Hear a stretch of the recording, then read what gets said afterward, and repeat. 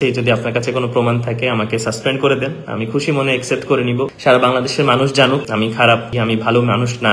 আর যদি না হয় এই আমার মানহানি যে হচ্ছে সেটা আপনাকে ফেরত দিতে হবে। আপনার কাছে যদি প্রমাণ থাকে তাহলে আমাকে সাসপেন্ড করে দেন, আমি খুশি মনে অ্যাকসেপ্ট করে নিব। সারা বাংলাদেশের মানুষ জানুক আমি খারাপ, আমি ভালো মানুষ না। আর যদি না হয় তাহলে আমার সম্মান আমাকে ফেরত দিতে হবে, আমার মানহানি যে হচ্ছে সেটা আপনাকে ফেরত দিতে হবে। বারবার ফোন করেও বিসিবি কর্তাদের কারো সঙ্গে কথা বলতে না পেরে বাধ্য হয়ে নিজের ভেরিফাইড ফেসবুক লাইভে এসে এসব মন্তব্য করেন বিপিএল ফিক্সিং এ অভিযুক্ত এনামুল হক। বিজয় লাইভে এসে বিসিবির কাছে কয়েকটি প্রশ্ন ছুড়েন, বলেন আমি যে ড্রাফট থেকে বাদ পড়লাম এটার কারণটা কি? আপনারা রেড ফ্ল্যাগের কথা বলছেন, what is the red flag means? আমার লাস্ট বছরে যে কন্ট্রাক্ট ছিল 50 লাখ টাকা, সেখান থেকে 20 লাখ টাকা পেয়েছি, 30 লাখ টাকা পাইনি। লাস্ট এক বছরে বিসিবির যারা দায়িত্বে ছিলেন তাদের কাছে গিয়েছি, ফোন দিয়েছি, মেইল করেছি, কিন্তু টাকাটা যে পাইনি তার কোনো জবাব পাইনি।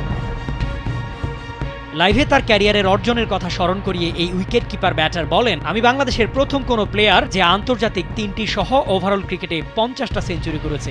আপনাদের কাছে কি একবারও মনে হয় না যে এই ছেলেটা এত পাগলের মতো ক্রিকেট খেলে, এত ডেডিকেটেড একজন মানুষ, তাকে এইভাবে আসলে ছোট করা হচ্ছে? সেটার জন্য কষ্ট লাগছে।